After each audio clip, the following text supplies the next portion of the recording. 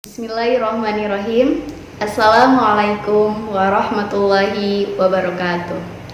Alhamdulillahirabbil alamin wa bihi nasta'in wa ala umuri dunya waddin wa ala alihi wa sahbihi ajmain. Faqala Rasulullah sallallahu alaihi wasallam, bunyanul Islam ala khamsin, asyhadu an la ilaha illallah wa anna Muhammadar Rasulullah wa iqamis shalah wa ita'iz zakah wa hajjal baiti wa shauma Ramadan. Hadis riwayat Bukhari Muslim. Alhamdulillah, pada kesempatan kegiatan salat hari ini Ustazah Rahma diberikan kesempatan untuk menyampaikan materi mengenai fikih puasa. Kenapa fikih puasa ini harus kita pahami dan harus kita pelajari? Dalam kegiatan Ramadan ini tentunya kita harus bisa mengetahui aturan yang ada dalam puasa tersebut. Maka dari itulah Ustazah Rahma meminta kepada Ananda semuanya untuk memperhatikan, untuk memahami penjelasan mengenai fikih puasa ini dari awal sampai akhir. Karena nanti di akhir pembahasan tentang fikih puasa ini akan ada tugas yang Ananda harus kerjakan. Maka dari itu simak dengan baik, duduk dengan rapi, tolong dipahami dan didengarkan ya. Oke, fikih puasa. Ustazah Rahma awali dengan kata fikih. Apa sih itu fikih? Fikih itu merupakan ilmu yang mempelajari tentang mendalaminya suatu hal dalam ajaran Islam. Namun ulama menjelaskan kalau fikih itu merupakan ilmu yang mendalami hukum Islam yang diperoleh melalui Al-Quran dan As-Sunnah.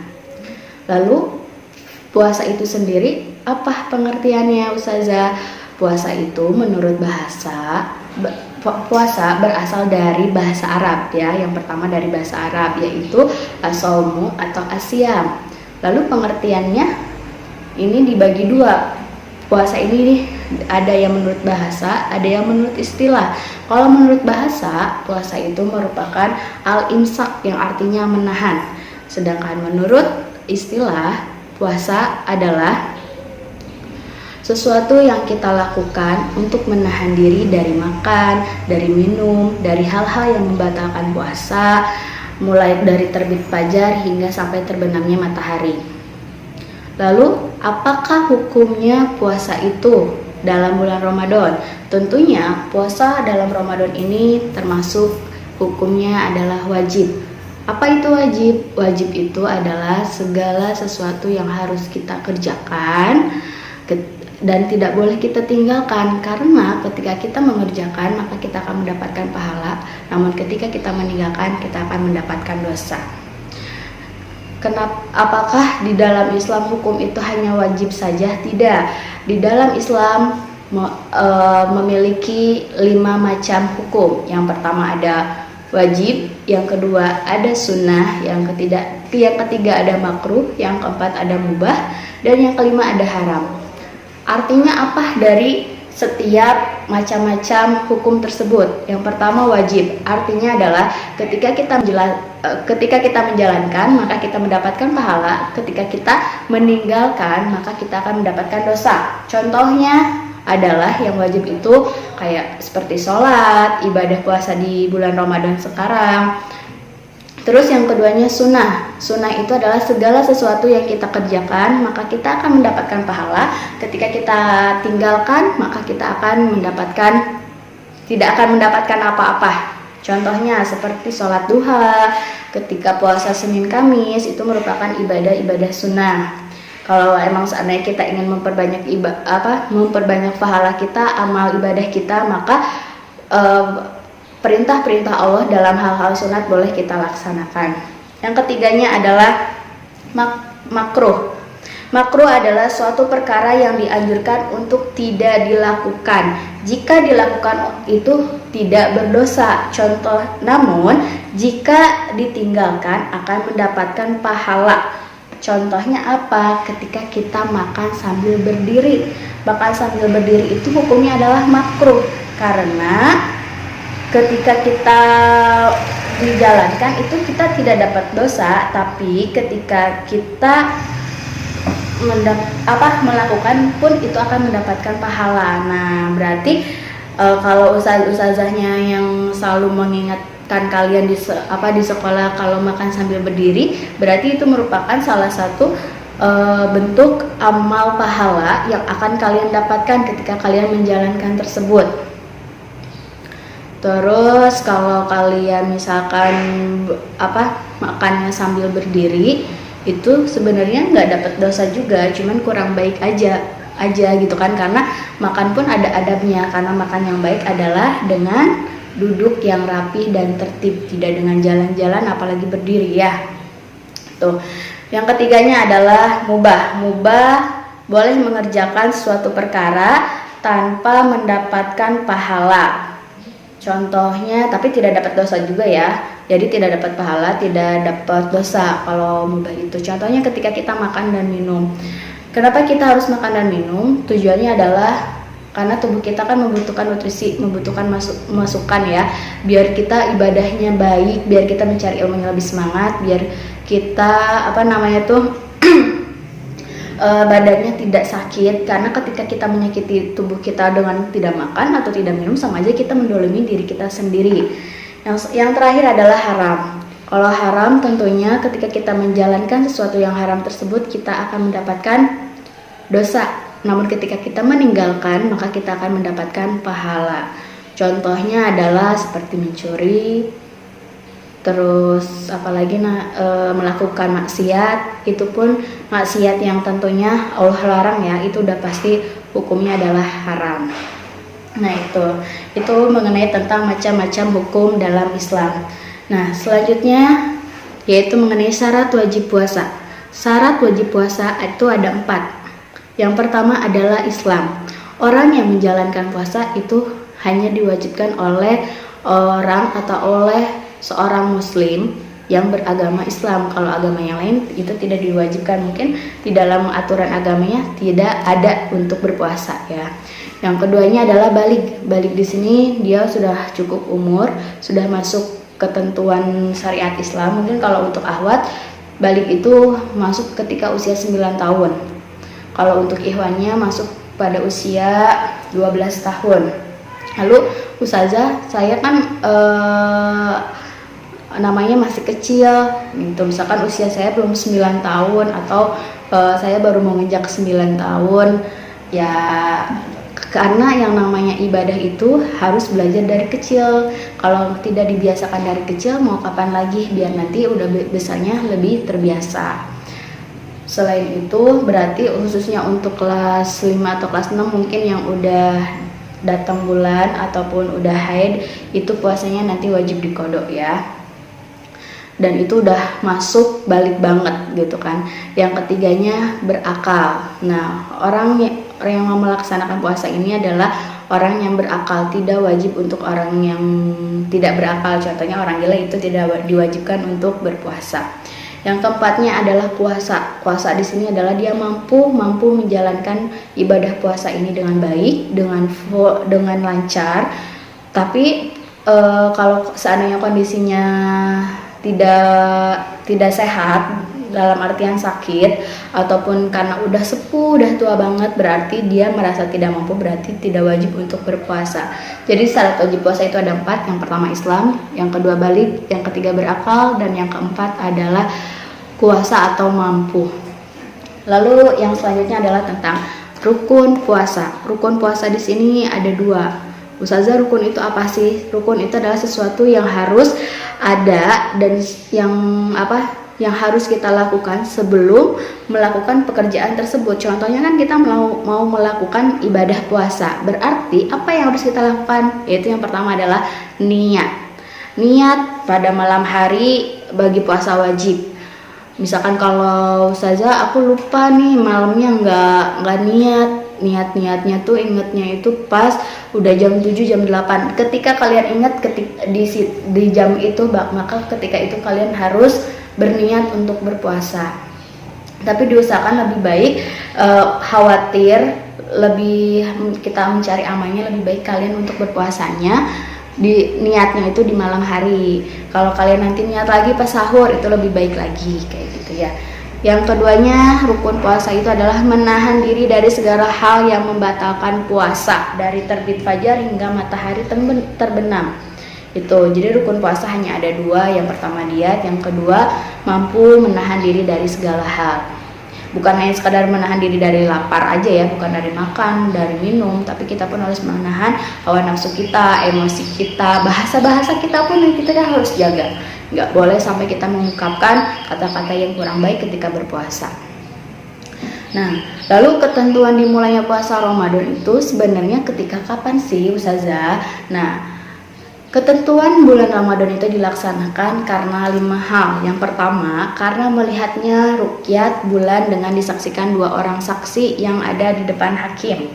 Yang keduanya, melihat bulan bagi orang yang melihatnya sendiri dengan penuh keyakinan. Yang ketiganya adalah dengan ilmu hisab atau perhitungan bulan. Dan yang keempatnya, dengan mencukupkan bulan Sya'ban 30 hari.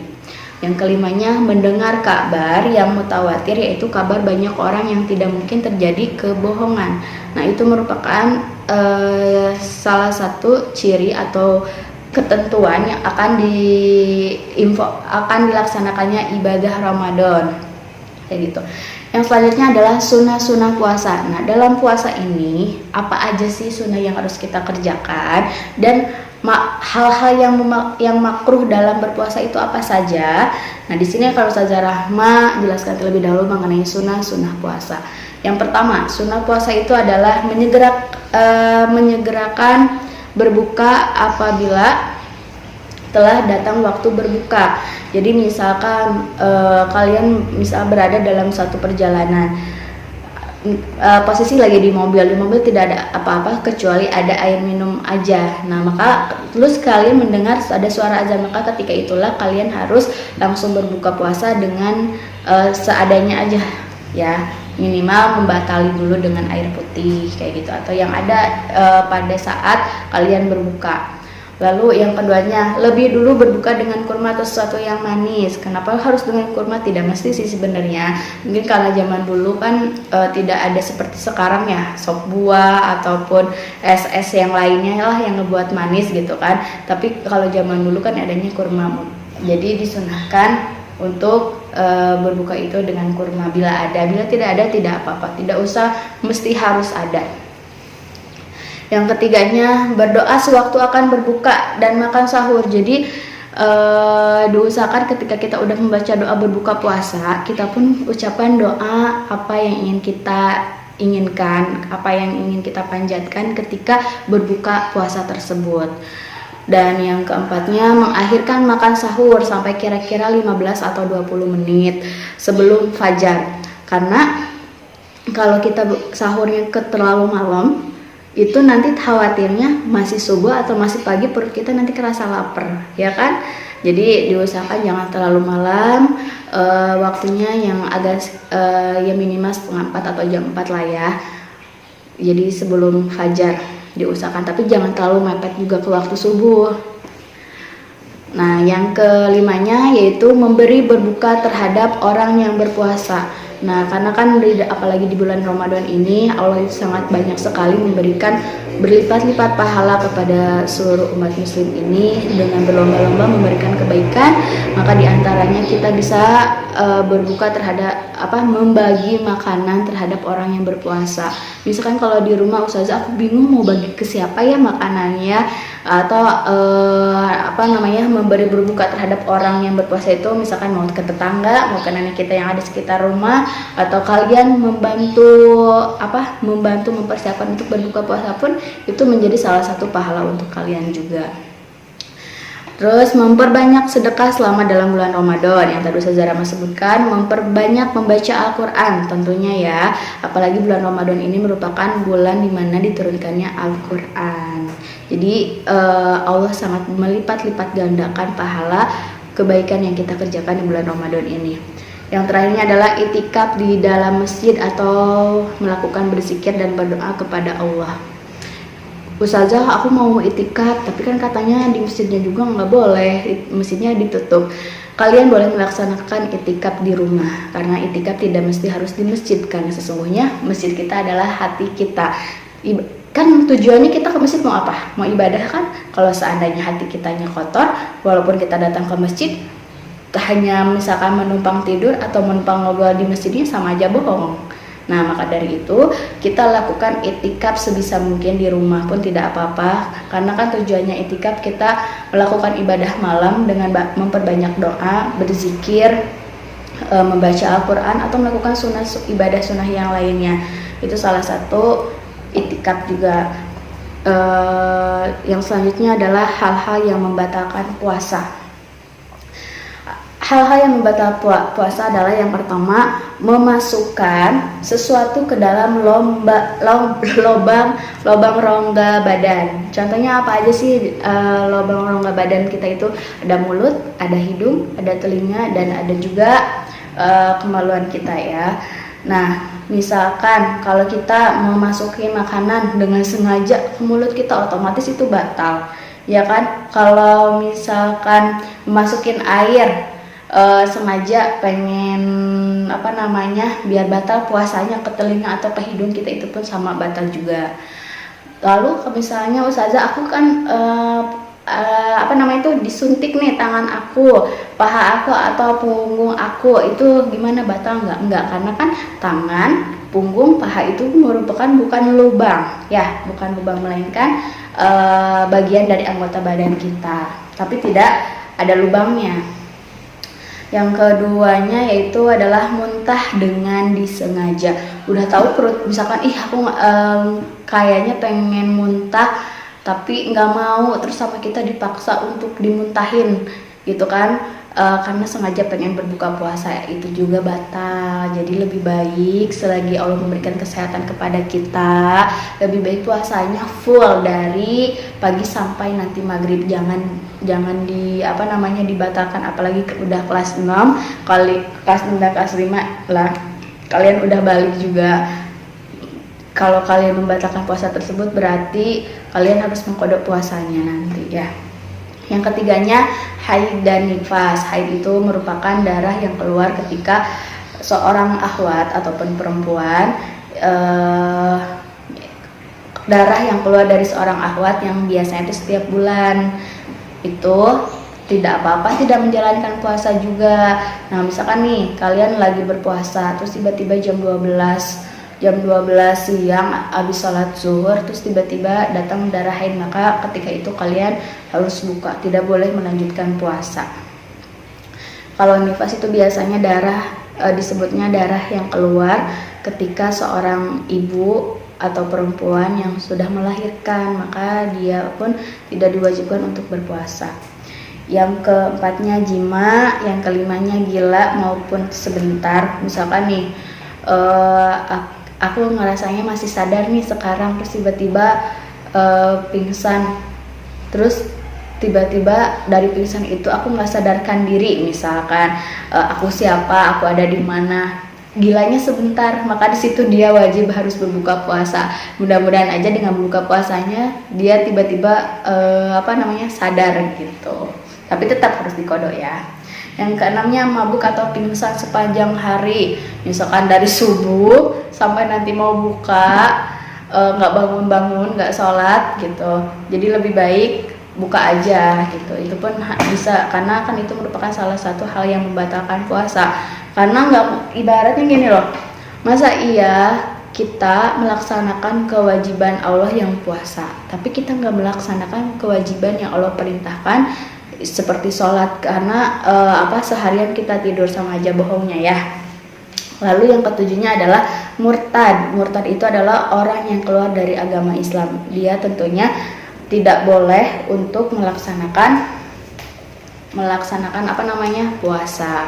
Oke, tadi sebelumnya Saudara Rahma udah menyebutkan tentang sunnah-sunnah puasa, hal-hal yang membatalkan puasa. Nah, sekarang Saudara Rahma akan menyampaikan tentang hal yang makruh dalam kegiatan puasa, hal-hal yang memakruhkan puasa. Ada beberapa hal yang boleh dikerjakan pada waktu puasa bulan Ramadan, tetapi makruh hukumnya, yaitu yang pertama, berkumur-kumur yang bersengatan.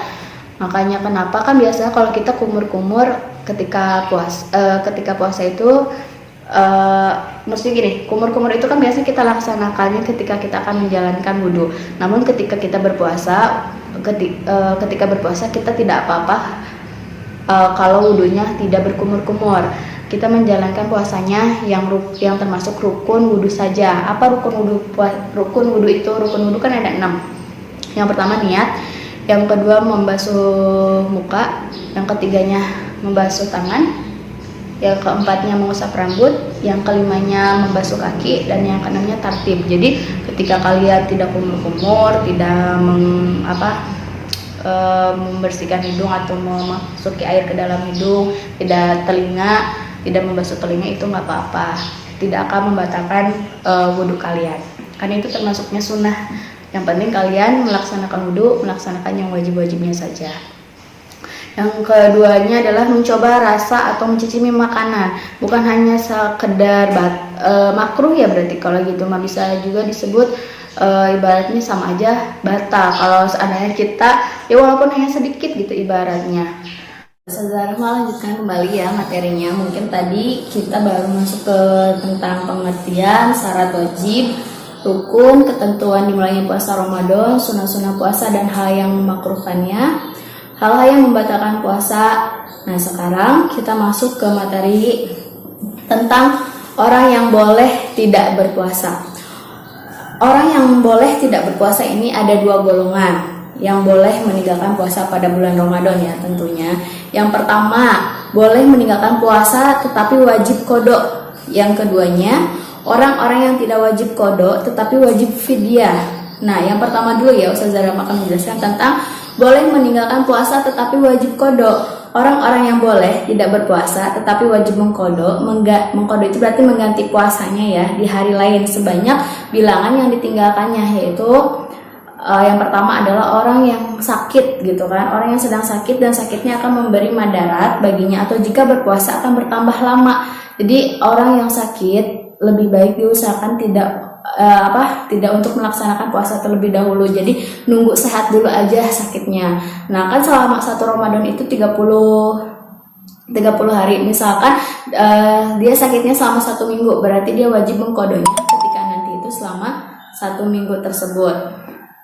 Terus yang selanjutnya yang kedua adalah orang yang bepergian jauh atau disebutnya musafir, sedikitnya sejauh 80 km. Sekarang dia melakukan satu perjalanan dari Cicurug ke luar kota misalkan, yang jaraknya itu ditempuh lewat dari 81 km. Maka terus di setengah perjalanan dia nggak kuat nih untuk melaksanakan puasa, maka dia boleh untuk tidak berpuasa, tapi asal wajib diqada.